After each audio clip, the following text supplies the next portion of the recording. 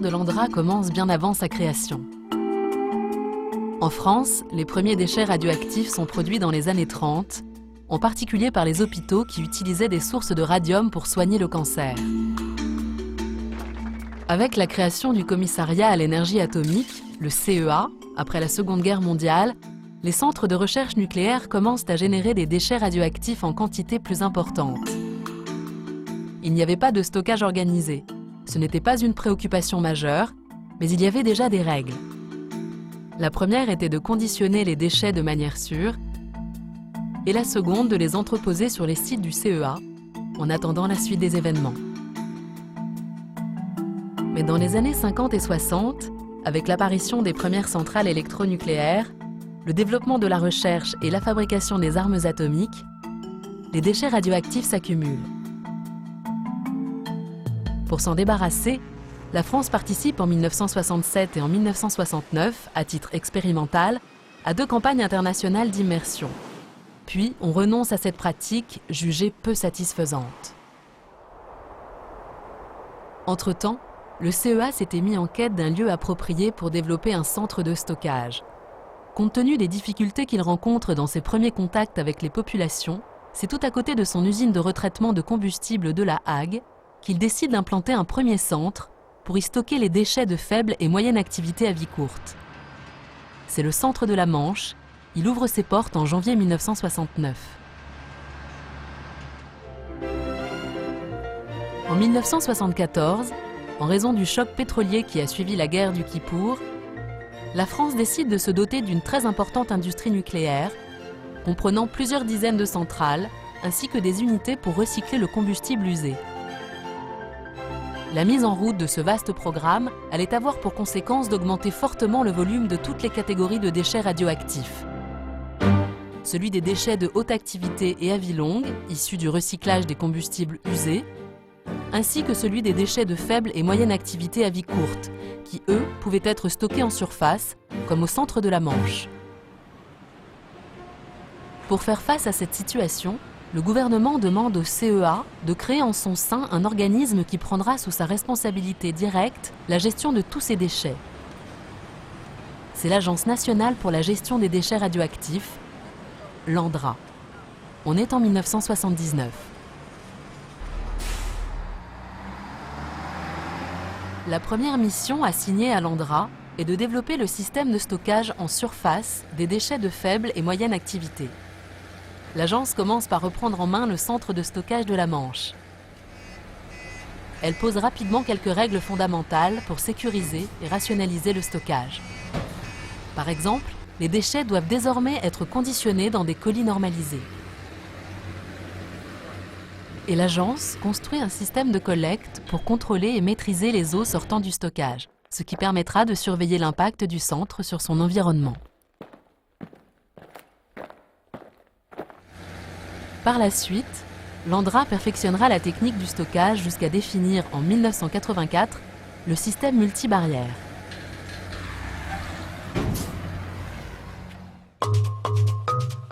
À cette même époque, l'agence, forte des nouvelles techniques qu'elle vient de développer, entreprend la recherche d'un site pour un nouveau centre de stockage qui prendra la relève de celui de la Manche. En 1987, l'agence annonce que ce nouveau centre sera implanté dans l'Aube, près du village de Soulaine-d'Huy. Alors à Soulaine, on a eu des difficultés, il ne faut pas se cacher les choses, mais quand même, d'abord on est arrivé avec un projet technique extrêmement précis, extrêmement clair, facile à expliquer aux populations. Ça, c'était fondamental. Et puis, la confiance s'est instaurée. Les déchets de haute activité et à vie longue, issus du recyclage, sont depuis la fin des années 60 entreposés sur place dans les usines de La Hague et de Marcoule, dans l'attente d'une solution définitive. Étant donné l'importance du programme nucléaire lancé en 1974, il va falloir maintenant leur trouver un stockage approprié. En théorie, la solution est connue. La communauté scientifique internationale, après avoir étudié nombre de possibilités, s'était entendue dès les années 60 sur le fait que seules des formations géologiques profondes, stables depuis des millions d'années, étaient susceptibles de confiner efficacement ces déchets pour les durées nécessaires. restait à trouver la roche adéquate et à prouver ses qualités de confinement. Dans cette perspective, l'Andra entreprend en 1982 de collaborer avec des pays qui étudient déjà en profondeur les qualités de diverses roches en vue d'un stockage souterrain. À Mol, en Belgique, on examinait le comportement et les qualités de l'argile.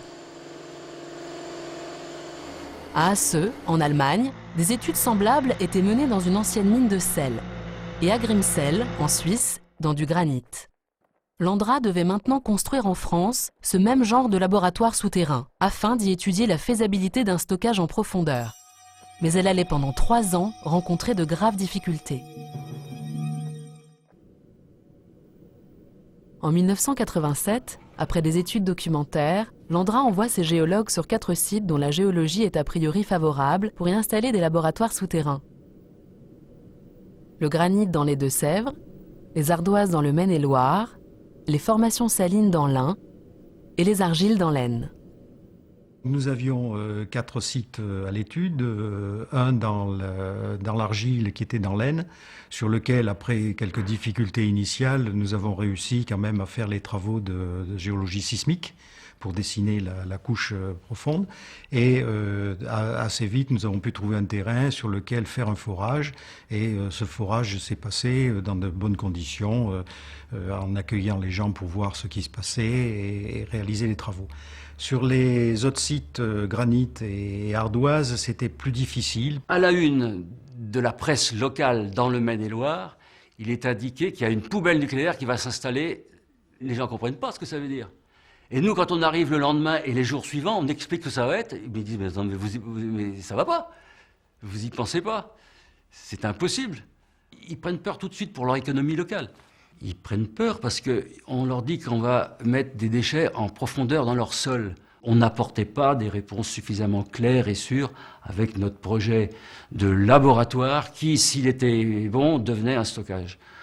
On commence à faire un petit peu de prospection géophysique, mais immédiatement, les paysans viennent et nous empêchent de faire. Ils ont des CBI et ils se réunissent tout de suite à 20, 30, 50, 100 personnes qui empêchent les techniciens de travailler. Donc, comme on n'y arrive pas, et là on est dans les premières semaines d'arrivée sur place, eh bien on fait de la géophysique par hélicoptère. On survole la campagne en hélicoptère, ça les énerve énormément. Les hélicoptères doivent se poser pour ravitailler, nos bureaux sont saccagés. Au bout de 3 ans, devant l'ampleur de la protestation, le Premier ministre, Michel Rocard, désireux de sortir de l'impasse un dossier très important pour le développement de l'industrie nucléaire, décrète un moratoire d'1 an sur l'ensemble des projets de laboratoires souterrains. Le gouvernement a décrété un moratoire, c'est-à-dire a décidé qu'il fallait prendre le temps de la réflexion. C'est à ce moment-là qu'on a confié la mission dont j'ai été le responsable à l'Assemblée nationale. En décembre 1991, l'Assemblée nationale vote une loi qui donne un nouveau statut à l'Andra, la rendant indépendante du CEA. Les déchets nucléaires provoquent une inquiétude plus vive. Cette loi encadre de manière précise l'étude de faisabilité du stockage en profondeur. L'agence dispose de 15 ans pour réaliser cette étude. Ma mission porte sur les déchets à haute activité, c'est-à-dire... Après avoir été rapporteur de la loi, Christian Bataille est chargé d'une mission de médiation consistant à rechercher des collectivités locales volontaires pour accueillir sur leur territoire un laboratoire souterrain. 4 départements sont finalement choisis. La Vienne, la Haute-Marne, la Meuse et le Gard. Et dans ces 4 départements, les conseils généraux ont délibéré à l'unanimité. Dans le même temps, l'Andra poursuit ses autres missions. En janvier 1992, le centre de l'Aube reçoit ses premiers colis. Ils sont stockés dans des cases en béton. Les règles de sûreté et les exigences de qualité édictées par l'Andra s'étendent maintenant sur toute la chaîne logistique, depuis le conditionnement des déchets chez le producteur jusqu'à leur transport au centre de l'Aube.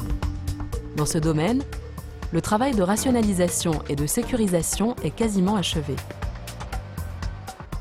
En 1992 également, l'Andra commence à développer une filière spécifique pour les déchets non électronucléaires, en particulier ceux des centres hospitalo-universitaires.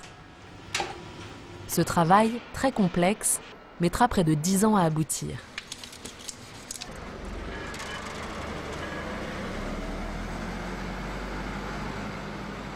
Enfin, au centre de stockage de la Manche, le dernier colis arrive le 30 juin 1994, après 25 ans d'exploitation. La mise en place de la couverture étanche se poursuit en vue du passage en phase de surveillance qui aura lieu en 2003.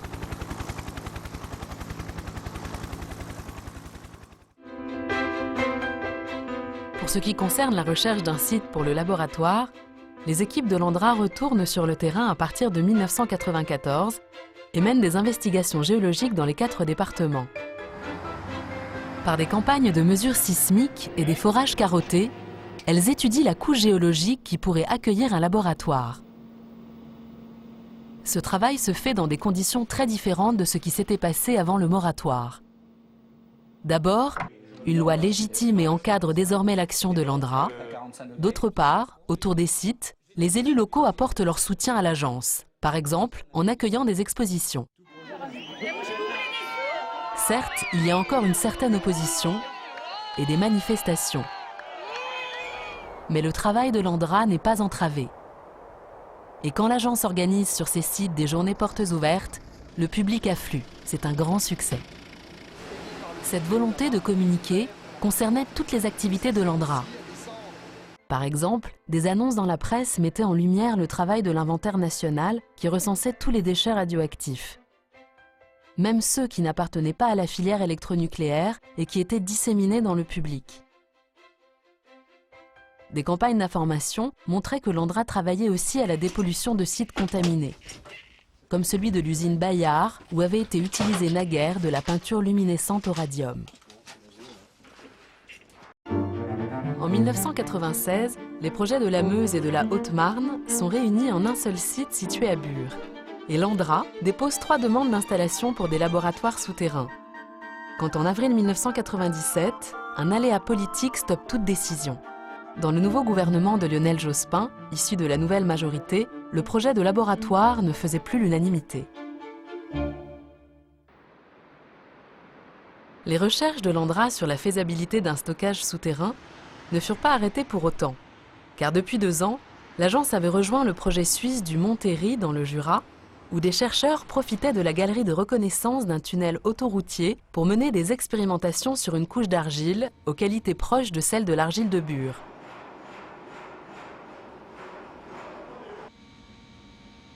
L'ANDRA continuait aussi à financer des recherches effectuées dans de nombreux laboratoires universitaires. En août 1998, un grand rassemblement européen antinucléaire a lieu à Bure. Ce jour-là, les maires d'une quinzaine de communes voisines installent des panneaux « Oui au labo » au fronton de leur mairie. En décembre 1998, un compromis politique est trouvé et le gouvernement annonce ses décisions. Le futur stockage doit être réversible. Le site du Gard est écarté. Le site granitique de la Vienne, jugé peu probant, est écarté, mais l'ANDRA doit continuer à étudier cette roche. Enfin, c'est le site de Meuse-Haute-Marne qui est choisi pour implanter un laboratoire souterrain.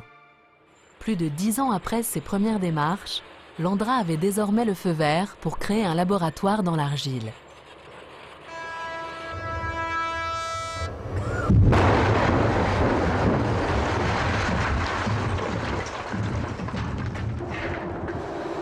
Début 2000, le laboratoire est mis en chantier.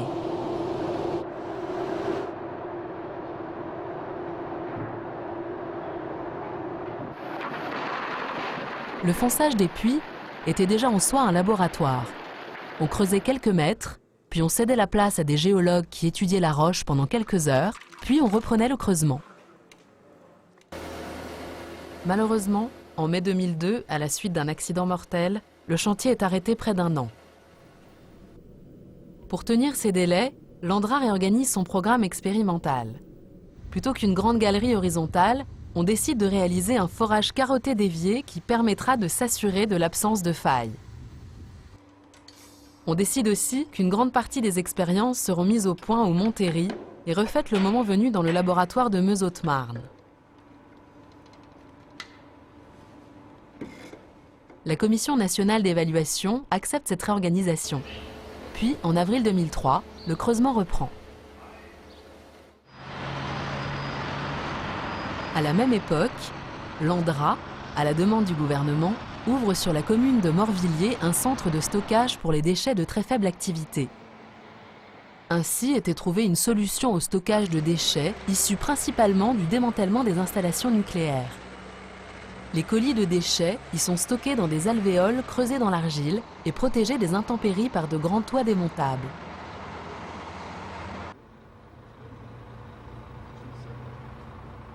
En novembre 2004, au laboratoire, on atteint enfin à 445 mètres de profondeur la couche d'argile que l'on voulait étudier. On creuse une première galerie pour y installer aussitôt une série de dispositifs expérimentaux.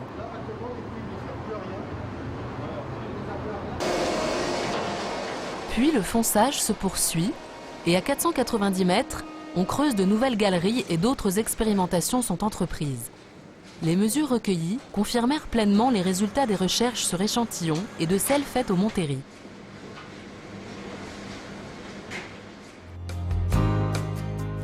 En juin 2005, l'ANDRA publie son dossier 2005. En 10 000 pages, il fait le bilan des années de recherche. Il conclut que la couche d'argile du site de Meuse-Haute-Marne est parfaitement apte à recevoir un stockage et à contenir les déchets radioactifs. Il définit aussi, autour du laboratoire, une zone dite de transposition.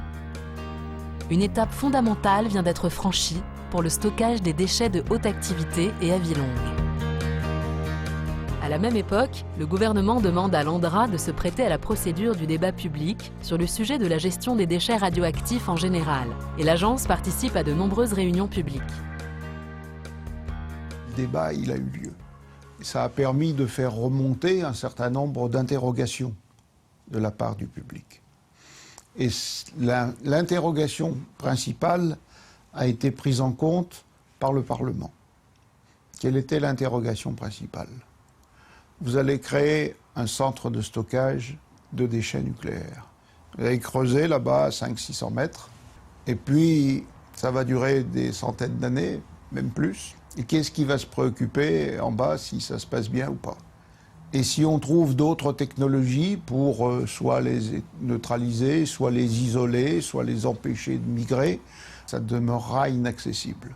Donc la question de la réversibilité est venue tout au long du débat. En juin 2006, une nouvelle loi élargit la mission de l'ANDRA. L'agence doit concevoir le stockage souterrain réversible et poursuivre la recherche d'un site à l'intérieur de la zone de transposition. Elle doit aussi rechercher un site pour les déchets de faible activité à vie longue, radifères et graphite. Enfin, deviennent des missions d'intérêt général le recensement des déchets de toutes origines, la dépollution des sites contaminés, ainsi que la prise en charge des déchets radioactifs détenus par la population. L'agence voit ainsi reconnaître ses compétences, elle qui a su tenir les objectifs qui lui avaient été fixés en 1991. Un nouvel horizon s'ouvre devant l'ANDRA. L'ANDRA vit sur un territoire. Nous devons, pendant des centaines d'années, mener des exploitations industrielles. Nous devons, pendant des centaines d'années, les surveiller. Ça nécessite que nous soyons en symbiose, en harmonie avec un territoire, celui qui nous a accueillis le premier jour. Ça mérite que l'on acquiert la confiance des populations.